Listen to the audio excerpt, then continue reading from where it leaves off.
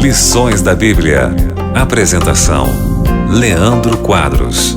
Ao estudarmos Isaías 58 ontem, aprendemos, entre outras coisas, que o verdadeiro jejum para Deus é um jejum espiritual no qual não nos abstemos simplesmente da comida, mas do nosso egoísmo.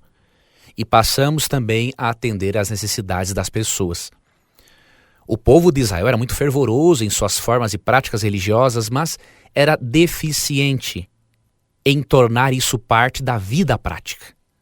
E por isso Deus deixou orientações tanto para o povo de Israel quanto para a igreja, o Israel espiritual, a fim de que possamos cumprir com o chamado divino no aspecto da justiça social. E eu vou ler para você 2 textos bíblicos. O primeiro, Salmo 82, verso 3, que diz: Fazei justiça ao fraco e ao órfão, procedei retamente para com o aflito e desamparado. A primeira maneira de pararmos de brincar de sermos cristãos é fazer justiça ao fraco e ao órfão e proceder retamente com o aflito e desamparado. Você e eu não podemos fingir que tudo está bem para todas as pessoas.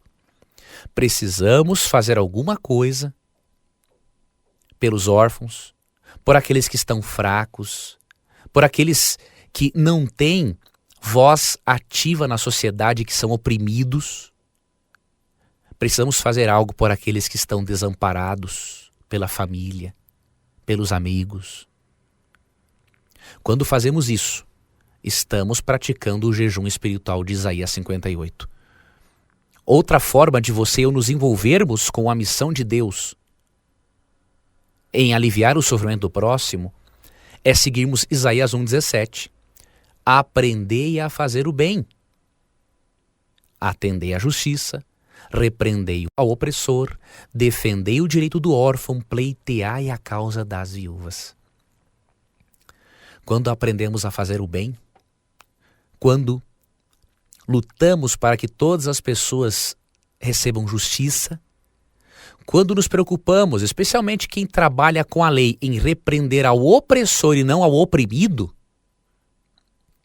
e quando aprendemos a defender o direito do órfão e das viúvas, estamos demonstrando aceitar o chamado de Deus para levarmos justiça diante da sociedade. Muitas vezes, amigo ouvinte, nos perguntamos assim: por que Deus permite o sofrimento? Essa é uma pergunta errada para quem conhece a doutrina do conflito cósmico. Lógico, não deixa de ser uma pergunta importante, mas quando entendemos a doutrina do conflito cósmico, esta pergunta se torna irrelevante. Porque a verdadeira pergunta não é por que Deus permite o sofrimento. A verdadeira pergunta é Deus quem faz para nós. Por que é que vocês, meus filhos, permitem o sofrimento?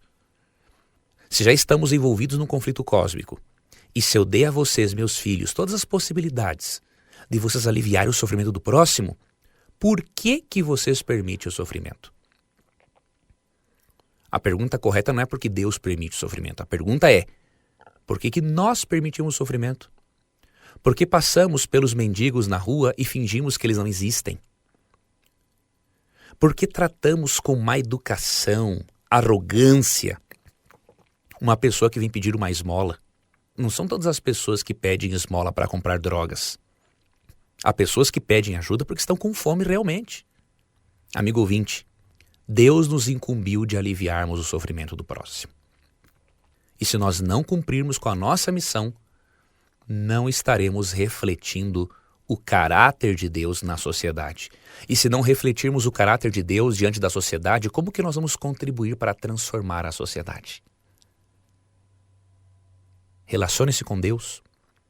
Entenda o que significa ser um evangelista na prática, anunciando tanto a Jesus como Salvador, como um Jesus disposto a atender às necessidades básicas das pessoas.